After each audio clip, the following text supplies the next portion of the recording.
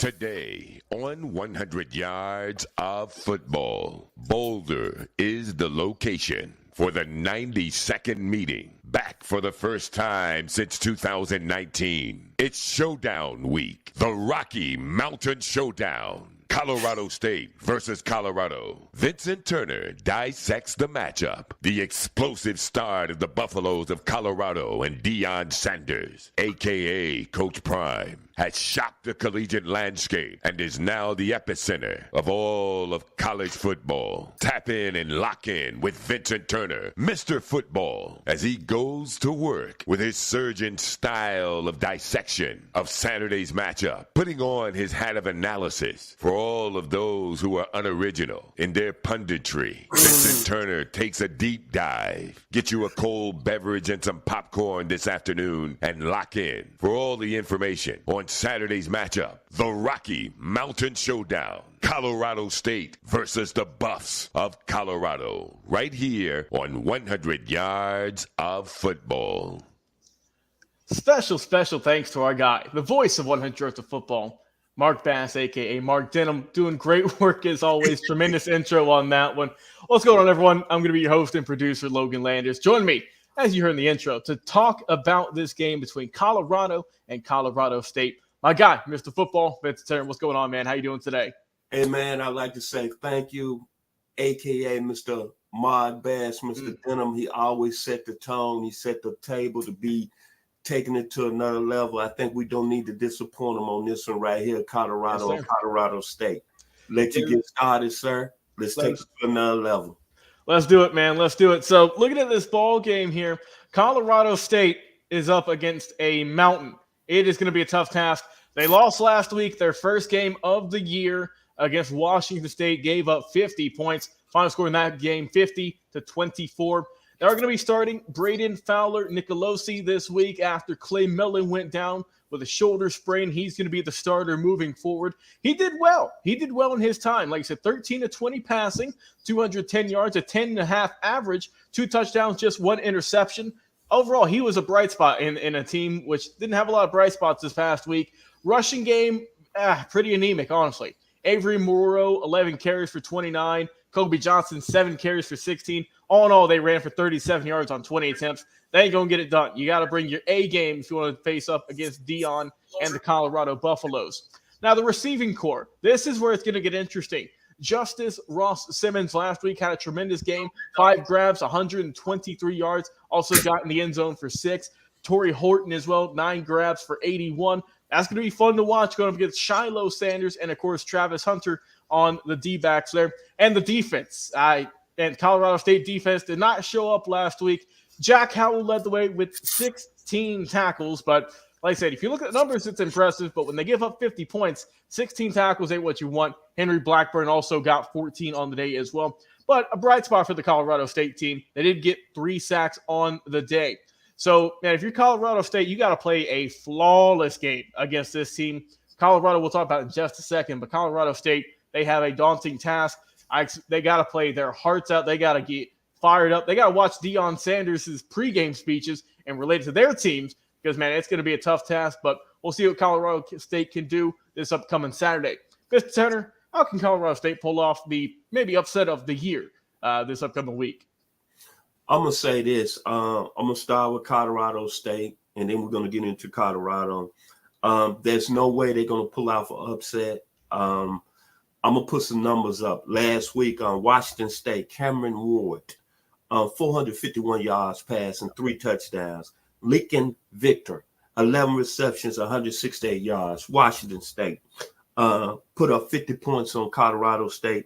Head coach Jay Novell, I think, man, what you need to do, you need to take your team and just say, hey, man, our only way we're going to win this football game, we're going to be able to run the football on Colorado. That's not going to happen. So when you're looking at this rivalry game, you got the game of the day, ESPN, Saturday night game, 10 o'clock Eastern Standard Time. The party is going to go down in Boulder, and Colorado is going to roll. Yes, now sir. Back to you as we talk about our Colorado Buffaloes. Yes, sir. Hey, let's talk about this Colorado team. We said week 1, Vincent, the big win against TCU, A lot of people were saying, oh, they were ranked because they lost so many guys. It wasn't super impressive. They won close 45-42. And then they faced off against their rival last week in Nebraska, led by former NFL head coach Matt Rule. And what they do last week, Vincent, they steamrolled them, 36-14. Now, it wasn't as dominant. The points weren't quite as high, but they looked great. Offensively, Deion Sanders, we're going to talk a little bit more about him, man. My goodness, what is this? This guy is tremendous. In 2 games, he's got 903 yards through the air at just an insane completion percentage, 77.5. So he barely misses when he tosses that thing. 6 touchdowns, no interceptions. But Vincent, the key for this Colorado team, for this game, and for the rest of the season, we said it against TCU, we said it against Nebraska, is the offensive line. This offensive line needs some work, Vincent. It is not looking great. 12 sacks through 2 games. You gave up 8 to Nebraska. So that is definitely a low point for this Colorado team. As much as we can talk about how impressive Deion Sanders is, how tremendous that defense is, of course, with Travis Hunter, Shiloh Sanders, Marvin Ham, the list goes on and on, Trevor Woods. You got to have some work on that offensive line. You got to get something rolling. And I think that this team, as great as they are on offense, as good as they are on defense, that offensive line could be their downfall later in the year when they play even more tougher teams. But last week, what I liked, Xavier Weaver had his coming up party, 10 grabs for 170 yards, have himself a day. The rushing game, also another factor with this Colorado team through these first 2 games, has not looked the sharpest. In week 1 against TCU, only 55 yards, and last week against Nebraska, 58. So not the great. So the big keys for Colorado, what they got to work on really, got to get that running game rolling somehow. I know, obviously, look, this is a passing team, but you got to run the ball for more than 60 yards through 2 games. You got to do better than that, and you got to protect Deion Sanders. You have to. I mean, 12 sacks in 2 games is pretty much unacceptable. You cannot have that for a team who's already shocked the world, who's already got more wins than they did last year, and who people are putting a lot of hype on to see how much further this can go. But coming into this ball game, though, you got to work on the rushing game, and you got to work on your O-line. Those are the really big 2 key points for Colorado in this matchup. Vincent, talk about the Buffaloes and Deion Sanders and his crew this week. I'm going to say this. I've been a big fan of college football ever since I was brought in this world. I'm 63 years old. I don't mind telling my age. And I started watching this great game. Back the first game I can remember watching, Logan, was Notre Dame and Michigan State. And then I think about all the great moments that's happened from a standpoint of me growing up. What the Colorado Buffaloes are doing, along with Deion Sanders being the head coach, I don't think I ever would thought that this would happen in college football. A young man who came in 38 years ago on the scene in Florida State out of Fort Myers, Florida, and became a great player, a 2-time All-American at Florida State, and was flash with it. Then he went into the National Football League with the Atlanta Falcons, became flash, won 2 Super Bowl rings with the 49ers, won 1 with the 49ers, and won 1 with the Dallas Cowboys. And you're still thinking, even though Deion got into television, he still had that flash. He still had that confidence. And then him going into coaching, taking a job at Jackson State, he had some success down in Jackson, Mississippi. But coming to Boulder, Colorado, and I think people don't really understand how serious of an impact that he's made on the college football world. Logan, he took a team that was 1-11 last year. They ranked 18th in the country. They beat a team in TCU that played in the national championship game the year before. And TCU was a 20-point underdog, and they went in there and beat TCU. They played a Nebraska team that's got all type of history, from Lawrence Phillips to Johnny Rogers to Jerry Taggart to Rich Glover to Tommy Frazier. This ain't no Nebraska program that hadn't been winning. They even say the 95 team was the greatest football team ever. That beat Florida in the Fiesta Bowl, 62-24. And they beat them by 22 points last week. And then look at this, Logan. You mentioned they do have a problem on the offensive line, but they still beat Nebraska by 22 points, and they still winning the TCU. And this young man, Deion Sanders, keeps saying, do y'all believe me? And then look at the culture. Look at what's happening in Boulder. The people, Terrell Owens, Stephen A. Smith, and Shannon Sharp flying in on Friday from ESPN. Omari Herrick, actor of Power on Stars. Oh, man. Bill McCartney, former national championship coach. And you go back to all the great moments in sports, especially college football level. We talk about shocking the world. Right now, Deion Sanders is shocking college football, man. His first two games, TCU drew 7.5 million. Last week, Nebraska, 8.3 million. It was the second highest rated game outside Alabama and Texas. All eyes on what they're doing in Boulder.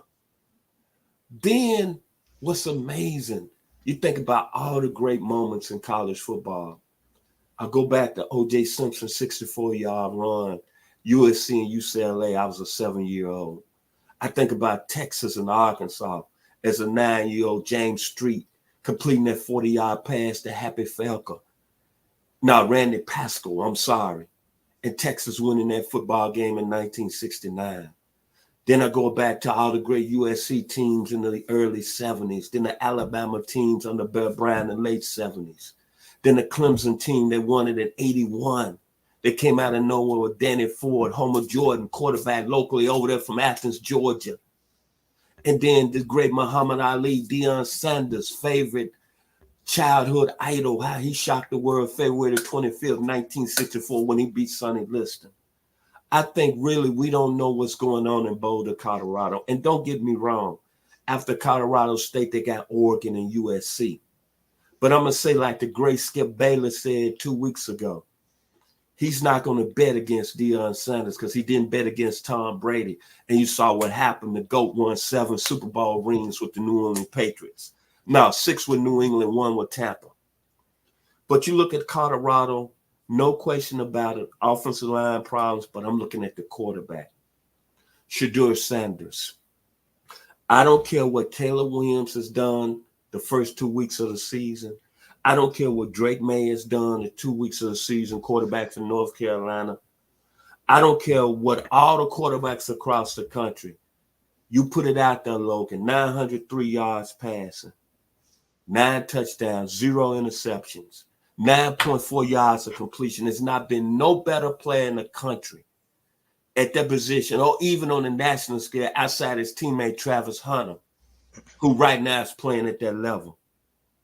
Then I looked at the Colorado's wide receiving core last night.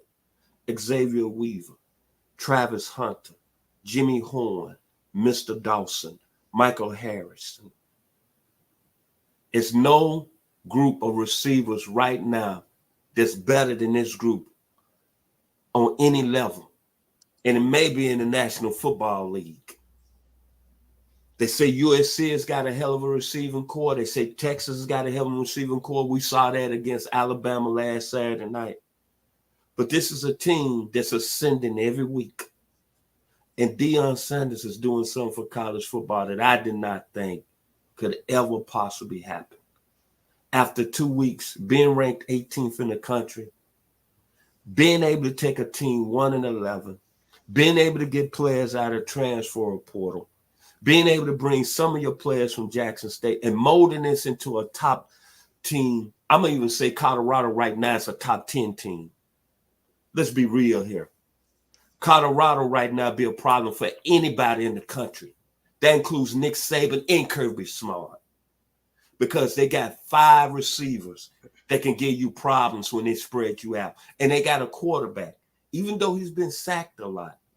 But watching them play, you're watching a young man that doesn't turn the ball over and he takes what's given to him. All I can say is this.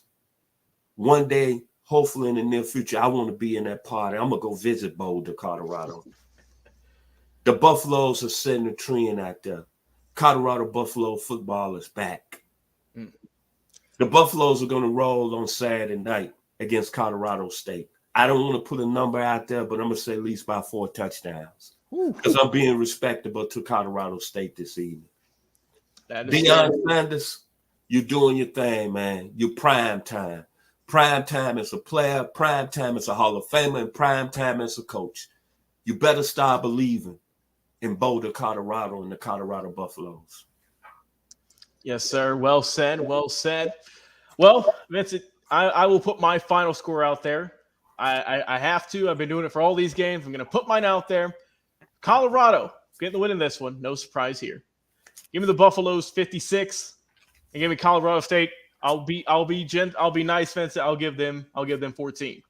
I think Colorado's just going to keep on rolling, man. Like you said, the real test starts whenever they face off against Oregon, USC.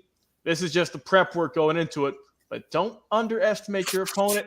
That's how people slip up, and that's how some bad things can happen. But like you said, I think Colorado is still going to be jumping off to a 3-0 start, led by Deion Sanders and the rest of that insane Colorado offense and immaculate defense in the secondary that we're going to see a documentary on one day. I can guarantee it and put money on it that we are going to be seeing something about this team here in the very near future. Let's turn to any final thoughts here before we round out this show. I'm going to say this to the real estate agents out there in Boulder, Colorado. What you need to start doing is building more condos, more hotels, and places where people have a place where they can stay because they're coming out there to Boulder. Even though their stadium seats 53,000, Boulder is going to be a city in the near future. If Colorado does what they're supposed to do against Colorado State on Saturday night, and for some reason they beat Oregon and USC, you better get ready. Real estate agents out there in Boulder or either Denver, Colorado, you're going to be filthy more rich because the party is going to start coming. Boulder, Colorado is now the center of college football. Like it or not, some of your other people, your initials, call letter 680, you play quarterback at Georgia. Stop the madness. You won't give Deion no apples or flowers. I'm calling you out. I'm calling you out. I'm calling you out, Clemson. I'm calling you out. Y'all be blessed. Special thanks to my man, Mr. Mark Denham, a.k.a. Mark Bass, Lufkin, Texas. Be blessed. Yes, sir. Hey, if you enjoy the video, everyone, once again, like, comment, share, and subscribe. We go live every single week, Facebook and YouTube. And, of course, if you like podcasts, well, you're in luck. We have a podcast as well on Spotify, Apple Podcasts, anywhere you enjoy listening to your shows. Every single week, you can hear all of our game previews of our other episodes, player profile, coach profiles, you name it. As always, Mr. Turner, it's a pleasure working with you. Pleasure talking about the Colorado Buffaloes taking on Colorado State this upcoming weekend. I've been your host and producer, Logan Landers. Enjoy this weekend, everyone.